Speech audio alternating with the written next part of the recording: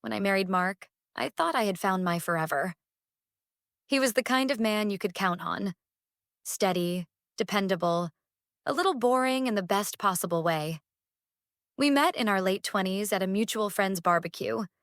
He wasn't flashy or overly confident, just genuine and easy to be around. Over time, that steady presence became my safe place. Our life together wasn't a fairy tale, but it was comfortable. We bought a modest two-story house with a little fenced-in backyard. We got a dog, Baxter, who had a ridiculous underbite and thought he was a guard dog despite weighing barely 20 pounds. We cooked dinner together most nights, or ordered pizza on Fridays when neither of us felt like cooking. On weekends, we'd run errands, binge-watch shows, or take Baxter to the park. It wasn't fireworks, but it was home. Still, somewhere along the way, the spark dimmed. We didn't fight much, but we didn't talk much either. Not in the way we used to. I'd tell him about my day, and he'd nod, absorbed in whatever was on his phone or the TV. We fell into routines so deep that I could predict every move before he made it. Then Ryan came into my orbit. He was the account director for one of my biggest clients at the event planning firm where I worked. Tall, confident, with an easy smile and the kind of charisma that filled a room. From the first meeting, he was charming, complimenting my work, making me laugh during stressful planning sessions, making me feel seen in a way I hadn't in years. At first, I brushed it off as harmless. Plenty of people flirt a little at work, right? But as the months passed, our interactions became more personal. Late-night calls about event details turned into conversations about our lives. His messy divorce, my feeling like Mark and I were more roommates than partners lately. The first time it crossed the line was during a business trip to Chicago. We'd been working since early morning, touring venues and meeting with vendors. By the end of the day, I was exhausted. Ryan suggested we grab a drink in the hotel bar before heading to our rooms. The bar was dimly lit, quiet except for soft jazz playing in the background. We ordered wine. One glass turned into two, and I found myself leaning in closer, laughing harder than I had in ages. When our knees brushed under the table, I didn't move away. He reached across, brushed his hand over mine, and instead of pulling back, I let him. When he suggested continuing the conversation upstairs, I didn't hesitate. I told myself it was just a one-time mistake, a blip I'd bury and never repeat. But it wasn't. It became a pattern. Anytime we traveled together for work, we'd find time alone. We were careful. No personal texting outside of work, no pictures, always an airtight cover story. And it was intoxicating. The thrill of secrecy, the stolen moments.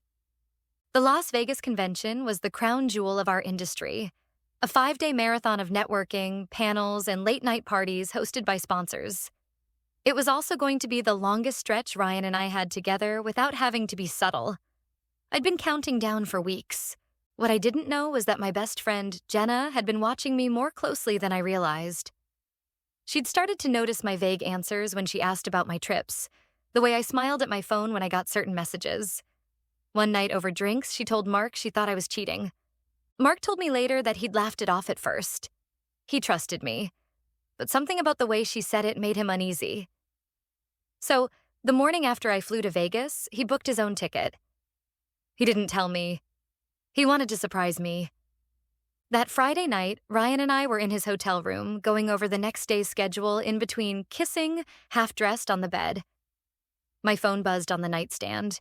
I reached for it, still smiling, until I saw the message. In the lobby. Can't wait to see you. The blood drained from my face. My hands shook. Ryan asked what was wrong, and when I told him, his expression mirrored mine. Panic. We scrambled. I threw on my dress, my hair still messy from his hands, my heart pounding in my ears. I told him to wait 5 minutes before leaving so we wouldn't be seen together. When the elevator doors slid open, there was Mark, sitting in a leather armchair, hands clasped, scanning every face. I tried to look surprised, like this was a happy coincidence. I opened my mouth to speak. And then Ryan stepped out of the next elevator. He saw me, smiled, and said my name in that too familiar, warm tone.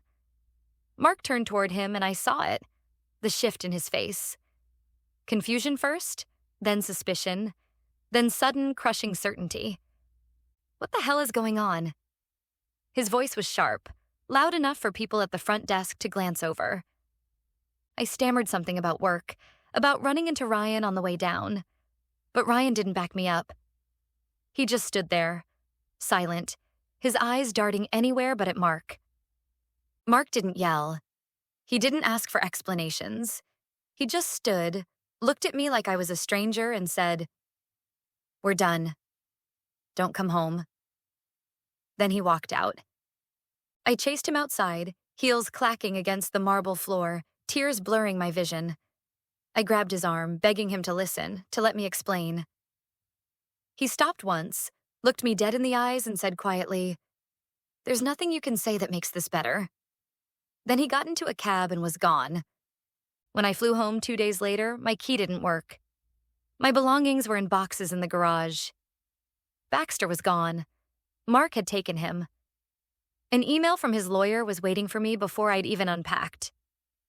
The fallout was swift. Friends stopped answering my calls. My family, who had adored Mark, told me they were ashamed of me. At work, whispers followed me in the hallways.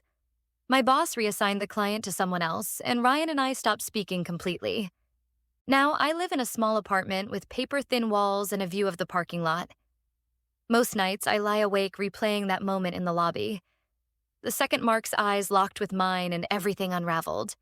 People talk about how affairs destroy trust, but they don't talk about how they destroy the version of yourself you thought you were.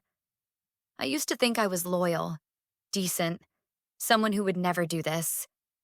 Now I'm the woman who burned down her own life for a handful of stolen moments. And the worst part? I can't even tell myself it wasn't worth it, because that would imply it was worth something.